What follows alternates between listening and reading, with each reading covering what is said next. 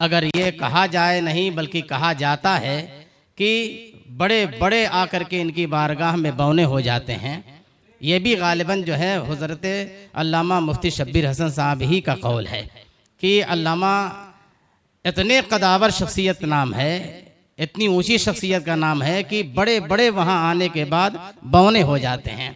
اور بے شک یہ حقیقت ہے کہ ہم لوگوں نے بڑے بڑوں کو دیکھا ہے بونے ہوتے ہوئے، تو مگر بونے لوگوں کو یہ بھی دیکھا ہے کہ حضرت نے بہت قداور بنایا ہے۔ مطلب یہ ہوا کہ جو تفاخر، تکبر، غرور، گھمنڈ لے کے آتا ہے وہ یہاں آ کر کے مٹ جاتا ہے، اور جو اپنا دامن پھیلا کر کے آتا ہے دامن بھی اس کا بھر جاتا ہے اور اسے اونچائی بھی مل جاتی ہے۔ اب میں حضرت کی بارگاہ میں بڑے ادب و احترام کے ساتھ یہ عریضہ پیش کرتا ہوں کہ حضور اپنے کلمات خیر سے اور اپنے بادل رحمت سے ہم سب کو بھی نواز دیں۔ آپ حضرات اپنی بیداری کا بس ثبوت دیجئے۔ نعرہ تکبیر، نعرہ رسالت، مسلک اعلی حضرت، فیضان حضور صدر الشریعہ، فیضان حضور تاج الشریعہ، نعرہ تکبیر، حضور محدث کبیر، حضور محدث کبیر، نعرہ تکبیر، نعرہ رسالت۔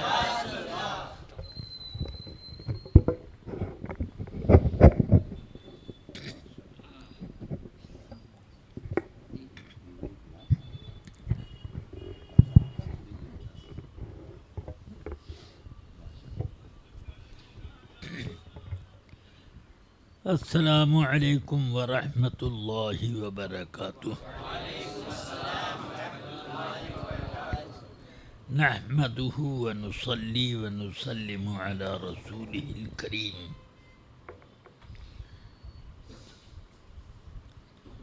اما بعد، فاعوذ باللہ من الشیطان الرجیم، بسم اللہ الرحمن الرحیم، انما یخشی اللہ من عباده العلماء، صدق اللہ العلی العظیم۔ ایک بار آپ تمام حضرات درود پاک کا ورد کرنے، اللہم صل علی سیدنا و مولانا محمد معدن الجود والکرم وعلی آلہ و اصحابہ وبارک وسلم۔ رفیقان گرامی، عزیزان ملت، حضور سیدنا اعلی حضرت امام اہل سنت مجدد دین و ملت رضی اللہ عنہ کی زیارت مجھے نصیب نہ ہوئی، میں تو اس وقت پیدا بھی نہ ہوا تھا۔ اعلیٰ حضرت رضی اللہ عنہ کی وفات کے 14 سال سے کچھ زیادہ عرصے پر، یعنی 14 سال کچھ مہینے پر پیدا ہوا۔ اللہ تبارک و تعالی کا فضل و کرم ہے کہ مجھے اعلیٰ حضرت رضی اللہ تعالی عنہ سے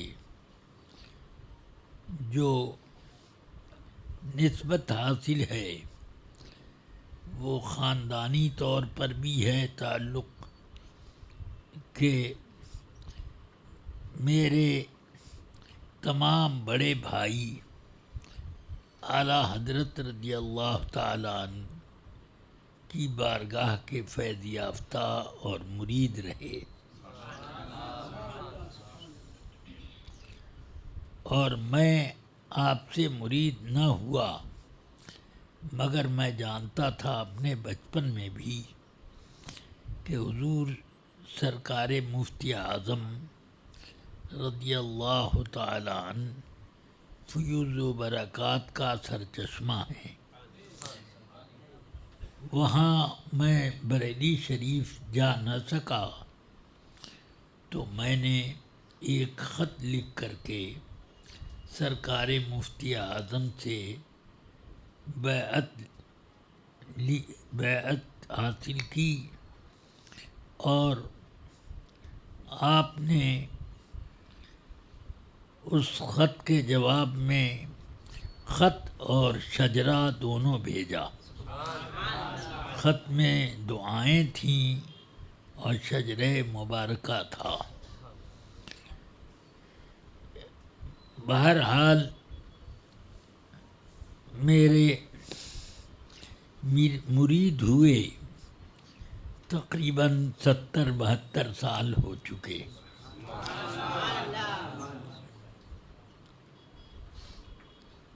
1949 کے شروع میں سرکار مفتی اعظم کا مرید ہوا ہوں۔ تو اب جتنا بھی وقت ہو سرکار مفتی اعظم کا بھی خاص کرم میرے اوپر رہا، اور مفتی اعظم اور حضرت صدر الشریعہ میں اتنا قرب تھا کہ جب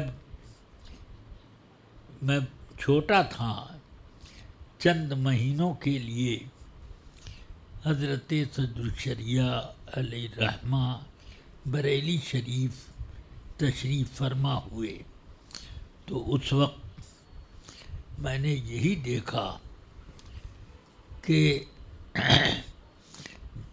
مفتی اعظم قبلہ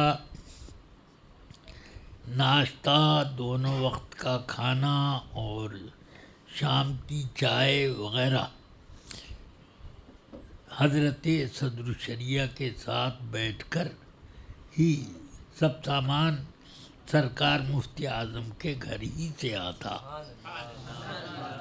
مگر دونوں حضرات بیٹھ کر کے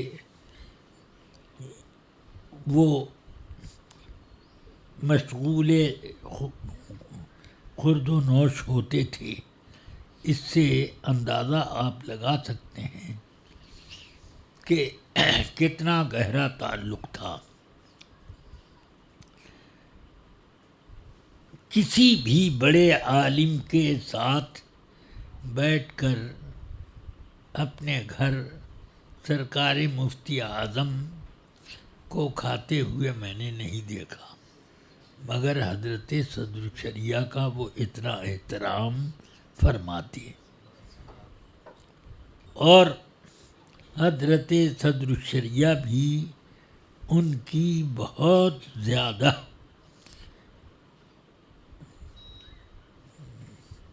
تعریف بھی فرماتے۔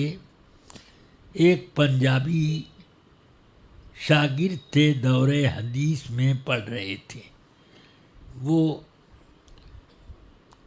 2 امامے لے کر حاضر ہوئے اور عرض کیا کہ حضور ان میں سے ایک امامہ آپ کی نذر ہے اور ایک امامہ ایک روز باندھ کر 5 نمازوں کی اداؤں کے بعد مجھے آپ عطا فرما دیں گے۔ پھر اس کے بعد وہ بولے کہ حضور آپ امامہ بہت خوبصورت باندھتے ہیں، اور چھوٹے مولانا تو لشٹم پشٹم لپیٹ لیتے ہیں۔ تو ایک دم جلال میں آ گئے، فرمایا امامہ تو وہی باندھتے ہیں، اور ان کا امامہ بہت خوبصورت ہوتا ہے۔ سبحان اللہ، واقعی ایسے لپیٹتے تھے، مگر چہرے پاک پر اتنا خوبصورت وہ امامہ لگتا تھا کہ ویسا امامہ کسی کا نہیں مجھے آج تک نظر آیا۔ یہ حضور سرکار مفتی اعظم کے امامہ کی شان تھی۔ بہت بار میں نے یہ دیکھا کہ جب آپ وضو سے فارغ ہوتے تو فوراً اقامت ہونے لگتی، اور اقامت میں قد قامت الصلاۃ تک پہنچتے پہنچتے حضرت کا امامہ پورا بچ جاتا۔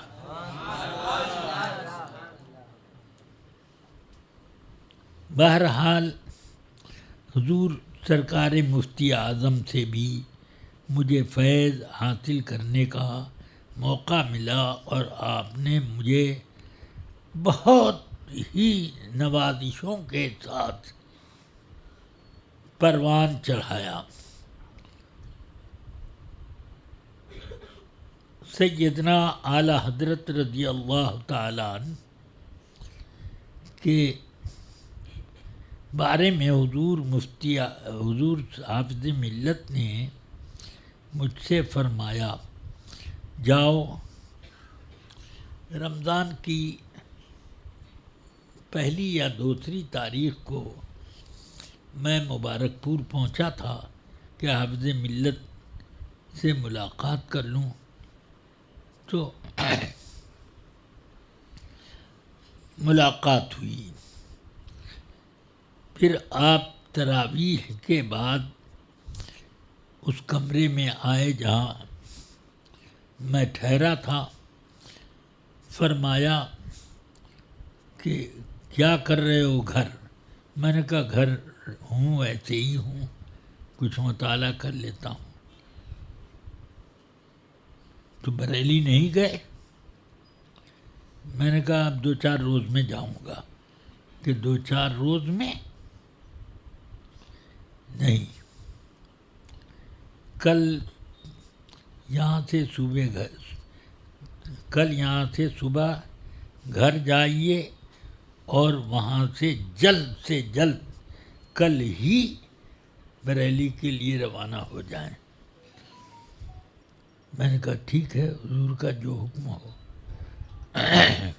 فرمایا کہ سرکار مفتی اعظم سے میرا سلام کر دینا، اور یہ کہنا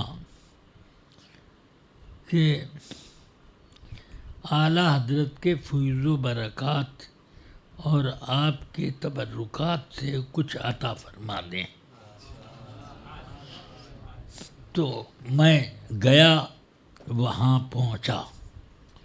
پہلے بھی جاتا ہوتا تھا، مگر سلام کیا، مصافحہ کیا، بیٹھ گئے۔ مگر اس روز جب پہنچا، جیسے ہی ابھی قدم رکھا تو مڑ کے دیکھنے لگے۔ تعویذ لکھ رہے تھے اور مڑ گئے۔ میں جلدی سے وہیں پر اپنا سامان رکھ کر حضرت کی دستبوسی کے لیے بڑھا۔ سلام اور دستبوسی کی۔ میں نے اب دستبوسی کی تو حضرت نے میرے دونوں ہاتھ پکڑ لیے۔ کیسے آنا ہوا؟ میں نے کہا کہ بعد میں عرض کروں گا۔ فرمایا بعد میں کیوں؟ ابھی بتاؤ۔ میں نے کہا حضور حافظ ملت نے سرکار کی خدمت میں سلام پیش کیا ہے، اور یہ سفارش کی ہے کہ اعلیٰ حضرت کے تبرکات میں سے کچھ مجھے عطا کر دیں۔ تو یوں ہاتھ پکڑے ہوئے تھے، جھٹک دیا۔ فرماتے ہیں میرے پاس کیا دھرا ہوا ہے؟ یہ یہی کہا۔ وہاں کرسی پہ بیٹھیے، ساجد میاں اوپر کے کمرے میں ان کا سامان پہنچا دیجیے اور وہاں رہنے کا انتظام کر دیجیے۔ بس ظہر کی نماز کے لیے گئے تو ہم بھی ساتھ گئے۔ عصر کی نماز کے لیے تشریف لے گئے ہم لوگ بھی گئے. عصر کی نماز کے بعد رمضان مبارک میں تعویذ و دعا وغیرہ والے سب ختم ہو گئے، چلے گئے. افطار وغیرہ کا مسئلہ تھا، رمضان کا مہینہ. تو اب فرمایا اپنے تخت پر آ کر بیٹھے، فرمایا یہاں بیٹھو. میں نے کنارے کھڑا تھا تو میں نے کہا حضور یہاں ہوں میں حاضر. کہ نہیں یہاں آؤ. قریب گیا تو آپ نے ہاتھ میں ہاتھ پکڑ کر کچھ اجازتیں عطا فرمائیں. بہرحال سرکار مفتی اعظم کا اتنا کرم تھا، جب تک سفر کے قابل تھے شاذ و نادر ہی ہو سکتا ہے کہ کوئی عرس امجدی ان کا چھوٹا ہو. آپ مستقلاً عرس امجدی میں گوسی تشریف لاتے تھے.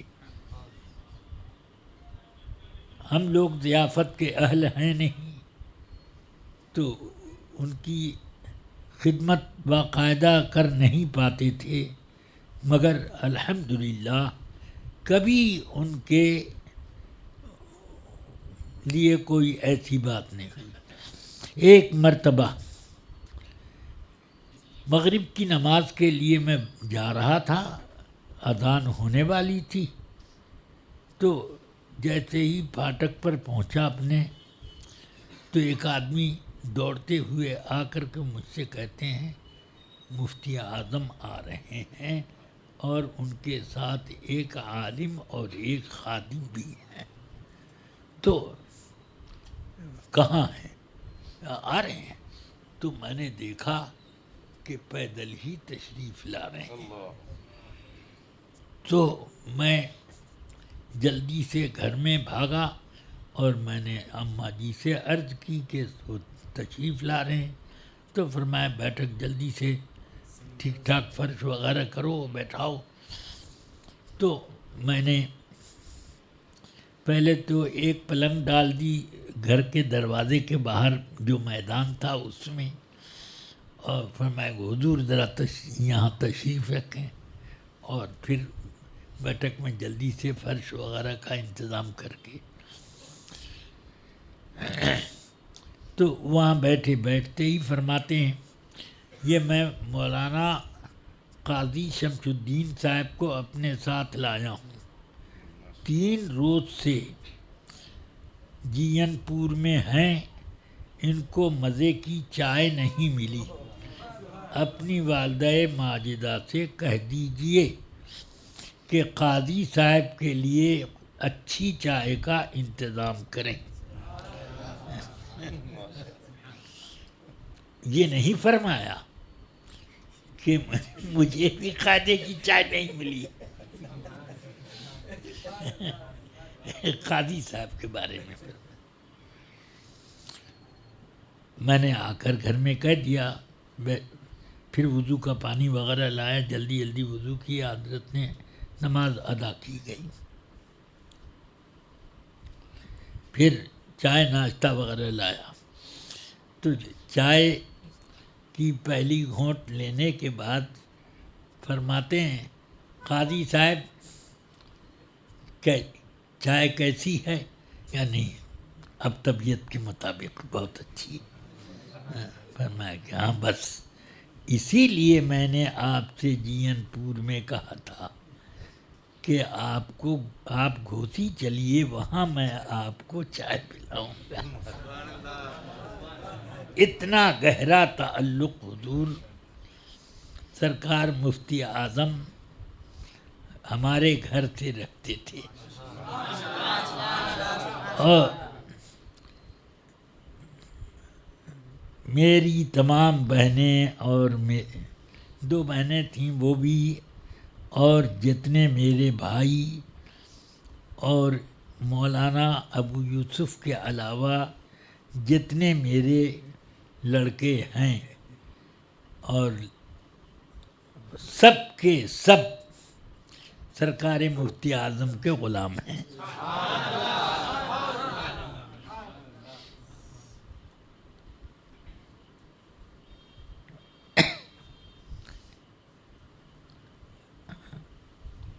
حضور صدر الشریعہ علیہ الرحمہ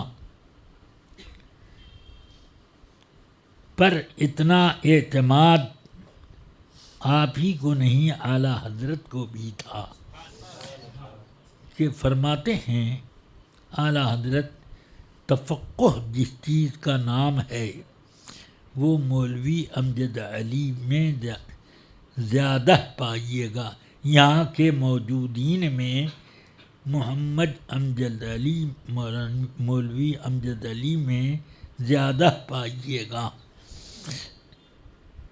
یعنی فقہی بصیرت، استخراج مسائل وغیرہ جو کچھ ہے یہاں اس کی تربیت حاصل کرنے والے بہت سے لوگ ہیں، ان میں سب سے زیادہ مولوی امجد علی میں پائیے گا۔ ایک وقت آیا، میں نے حضرت صدر الشریعہ کی خدمت میں مفتی عبد المنان کو لے کر حافظ ملت آئے تھے، بالکل جوان تھے اس وقت، ابھی چند مہینے پہلے وہ فارغ ہوئے تھے پڑھ کر، تو لے کر آئے اور عرض کی حضور میں عبد المنان کو لے کر آیا ہوں، یہ ان کو آپ اپنی زندگی کے کچھ حالات لکھوا دیجیے۔ تو فرمایا میری زندگی میں کچھ ایسے حالات ہی نہیں ہیں کہ میں اس کو لکھواؤں، کہ نہیں، جو ہیں کہ نہیں ہیں، جیسے حالات ہیں وہ لکھوا دیجیے۔ تو وہ سب لکھا، وہ تھوڑا سا لکھا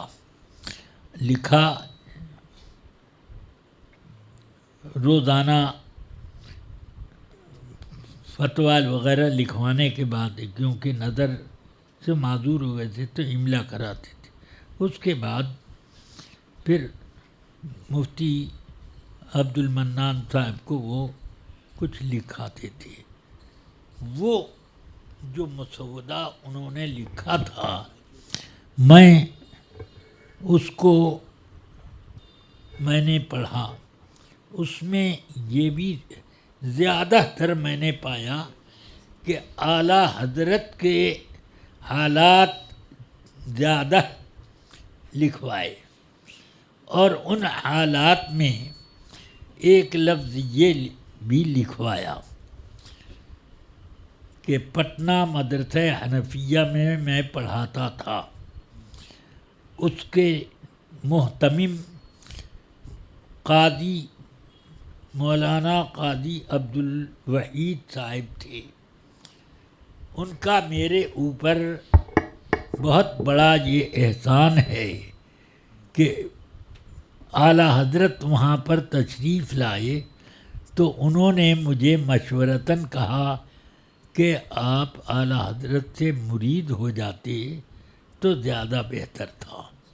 میں نے یہ مشورہ سنا اور میں نے اعلیٰ حضرت کو دیکھتے ہی میں تو گرویدہ ہو گیا تھا، میں مرید ہو گیا۔ تو میں ان کا احسان مانتا ہوں قاضی عبد الوحید صاحب کا۔ اس سے آپ اندازہ کیجئے کہ جو آدمی مشورہ دے دے ایک بات کا اور اس سے جو نسبت حاصل ہوئی اس پر اپنے احسان مندی کا ذکر کرنا، یہ اس بات کی دلیل ہے کہ اعلیٰ حضرت کی شخصیت صدر الشریعہ کی نظر میں بے مثل و بے مثال، علم کے اعتبار سے بھی، تصوف کے اعتبار سے بھی، شریعت کے اعتبار سے، طریقت کے اعتبار سے، ہر طرح پر بے مثال۔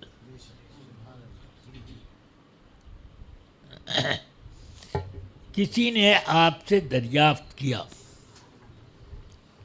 کہ کیا آپ اعلیٰ حضرت کے شاگرد ہیں؟ تو فرمایا کہ سبقن تو میں نے اعلیٰ حضرت سے کچھ نہ پڑھا، مگر جو کچھ میرے پاس ہے، وعلیکم السلام، سب اعلیٰ حضرت کا عطیہ ہے، انہی کا دیا ہوا ہے۔ سبحان اللہ، یہ کرم حضرت محدث سورتی علیہ الرحمہ، صدر الشریعہ علیہ الرحمہ، اور بہت سے بڑے بڑے اکابر علماء کے استاد ہیں علم حدیث میں اور علم طب کی تعلیم میں۔ تو وہ حدیث شریف بھی پڑھاتے خوب جم کر، اور ان کو تلقین کرتے کہ مجھ سے طب بھی پڑھ لے جو چاہے۔ اس لیے میں کہتا ہوں کہ حدیث پڑھاؤ، ذریعہ معاش مت بناؤ، ذریعہ معاش یہ علم طب کو بناؤ کہ حکیم ہو جاؤ گے، اور حکیم حکمت کرو، اور حدیث فقہ یہ سب پڑھاؤ۔ تو وہ اعلیٰ حضرت کے بڑے چہیتے تھے، اور محدث سورتی علیہ الرحمہ بھی اعلیٰ حضرت کی بے حساب تعریف اپنے طلباء میں کرتے، خوب تعریف کرتے۔ ایک روز کسی نے کہا کہ حضور، آپ اعلیٰ حضرت کا اپنے درس کے درمیان بہت ذکر کرتے ہیں، اور حضرت مولانا فضل الرحمن گنج مراد آبادی علیہ الرحمہ وہ آپ کے پیر ہیں، ان کا ذکر بہت کم کبھی کبھار کر دیتے ہیں، اور اعلیٰ حضرت کا ہر سبق میں آپ ذکر کرتے ہیں، یہ کیا وجہ ہے؟ اپنے پیر و مرشد کا ذکر زیادہ کرنا چاہیے۔ انہوں نے کہا دیکھو،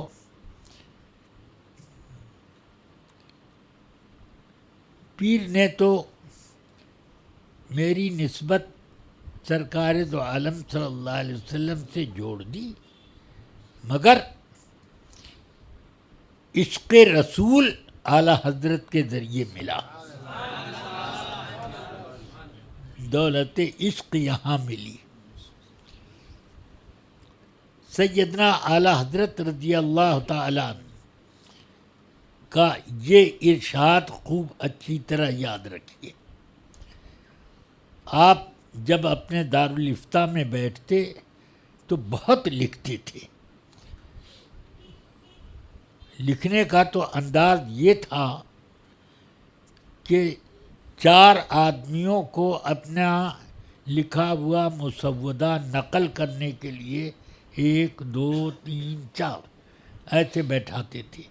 ایک صفحہ لکھ کے ان کو دیا، ایک صفحہ لکھ کر کے ان کو دیا، ایک صفحہ لکھ کے ان کو دیا، پھر ایک صفحہ لکھ کے ان کو دیا، پھر 5واں صفحہ لکھتے پورا ہوتے ہوتے پہلے والے نقل کے فارغ ہوتے۔ یہ اتنا تیز لکھتے تھے۔ فرماتے ہیں سیدی اعلیٰ حضرت رضی اللہ تعالیٰ عنہ کہ اس وقت میرے دماغ پر جو مضامین کی آمد ہوتی ہے کہ قلم بھی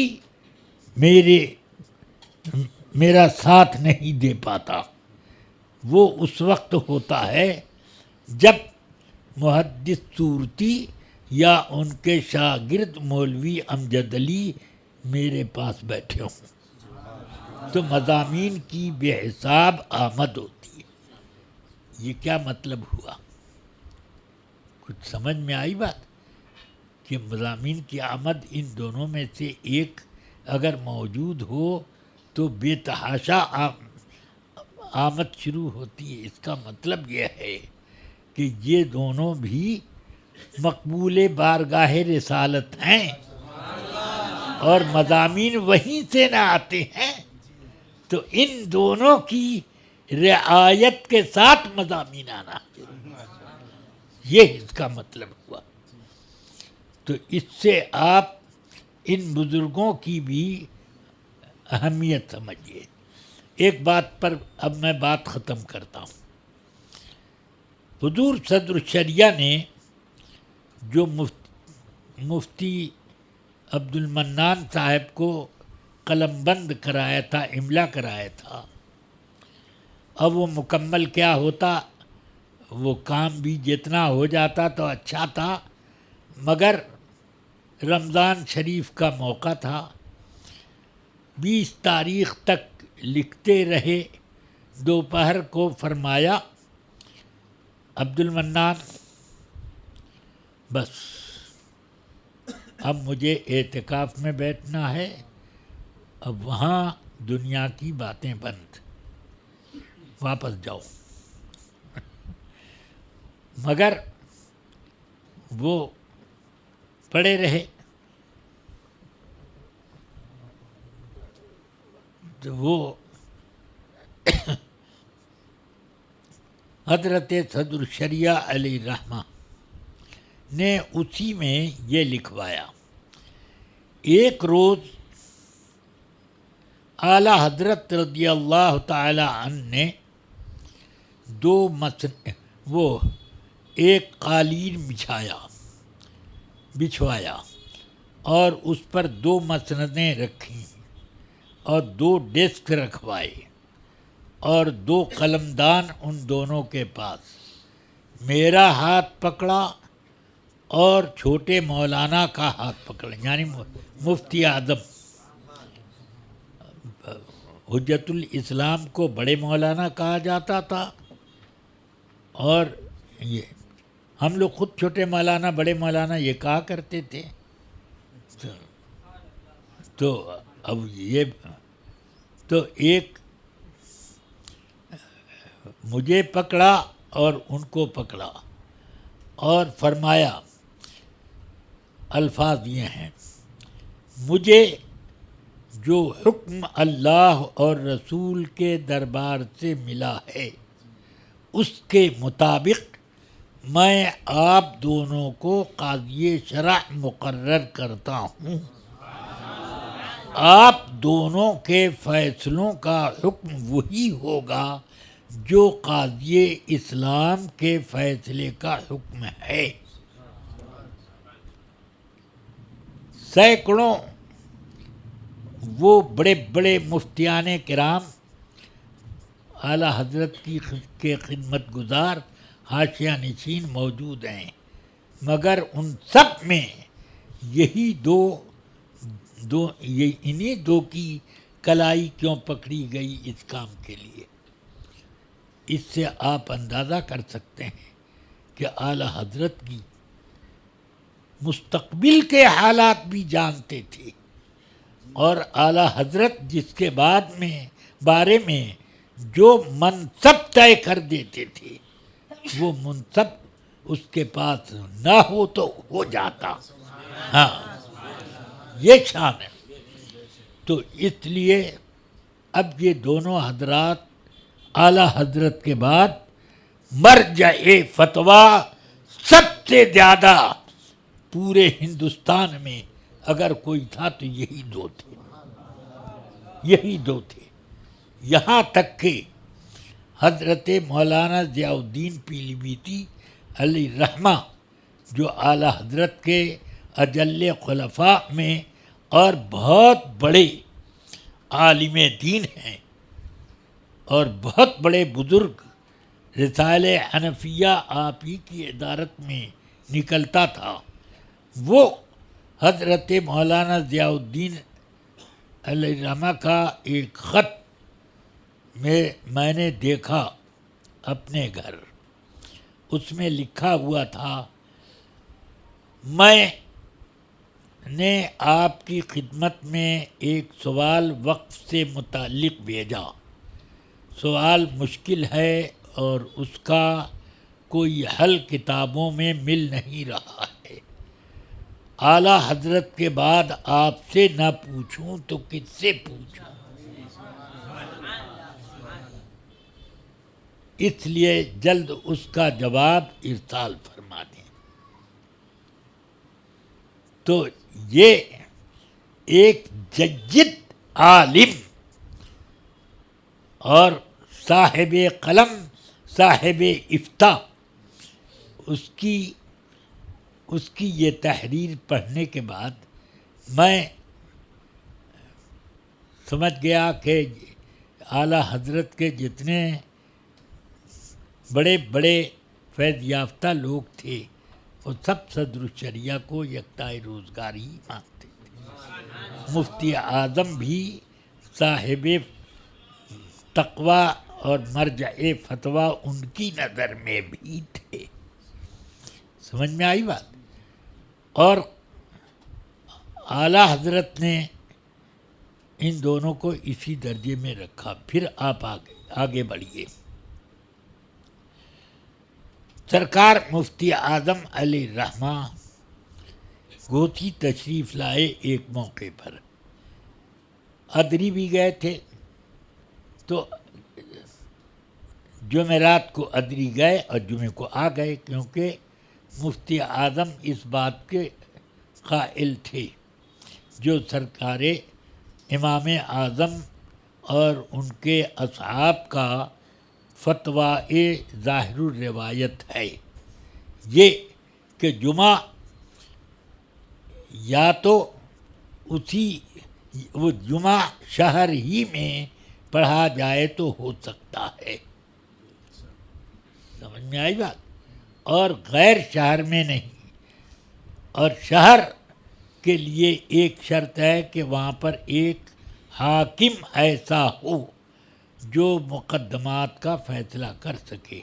تو اس اعتبار سے یا تو ضلع کا مرکزی شہر ہو یا وہ اس کی تحصیل ہو، سب ڈویژن، بس یہی دو صورت ہو سکتی ہے۔ گوسی میں سب ڈویژن انگریزوں کی پتہ نہیں کب سے تھا، سمجھ میں آئی بات۔ اور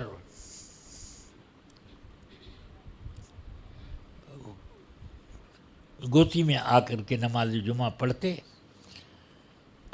آئے تو بہت تھکے ہوئے تھے، فرمایا کہ چلنے کی قوت نہیں، سواری بھی اس وقت ملتی نہیں تھی، نہ رکشہ نہ اکا، یہ وہ، تو بڑی کہ مجھے اب جامع مسجد تک جانے کی تو ہمت نہیں ہو رہی ہے، دو چار آدمیوں کو بلا لیجئے، چلیے یہ آپ کے سامنے جو یہ مسجد ہے اسی میں آپ نماز پڑھا دیجئے، ہم لوگ پڑھ لیں گے۔ جبکہ یہ حکم ہے جب تک کوئی امام معزون من السلطان نہ ہو، نماز پڑھانے سے نماز جمعہ نہیں ہوگی۔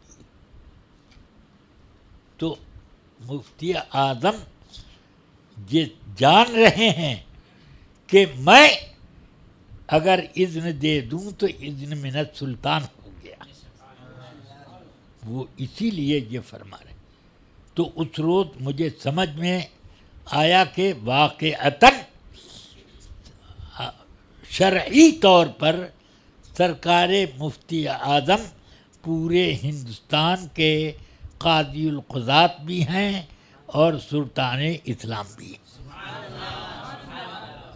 ہاں، بہرحال اللہ تعالیٰ کا بہت بڑا احسان ہے کہ کم سے کم ایسے بزرگوں کی زیارت کا شرف ان آنکھوں کو ملا، اور مجھے ان سے کچھ اکتساب فیض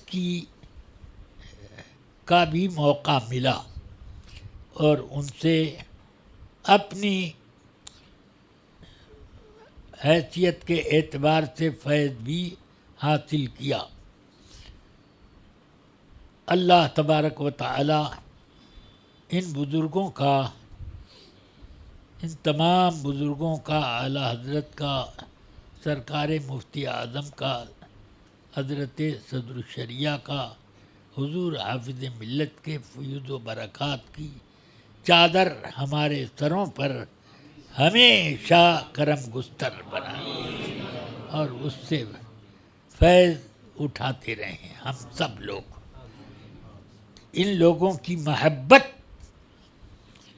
یہ عشق رسول عطا کرتی ہے اور ان لوگوں سے تعلق کی گہرائی ایمان کی حفاظت کرتی ہے۔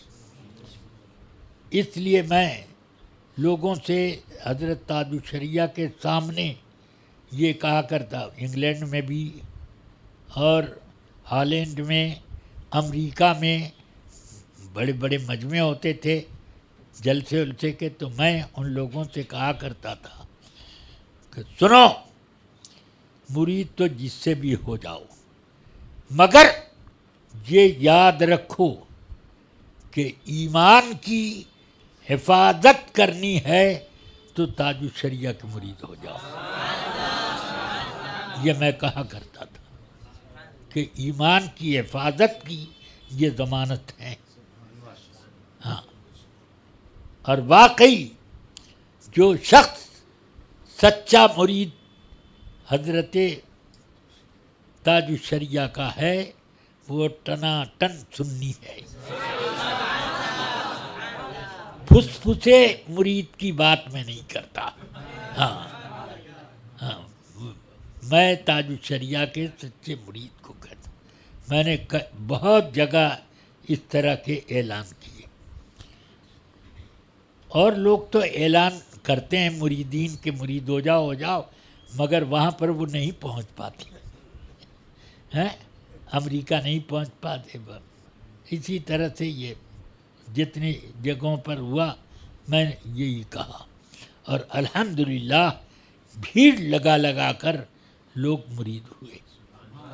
ہاں، اب بس اتنا بہت میں نے کہا، صلاۃ و سلام پڑھ لیا جائے تو بہت ہے۔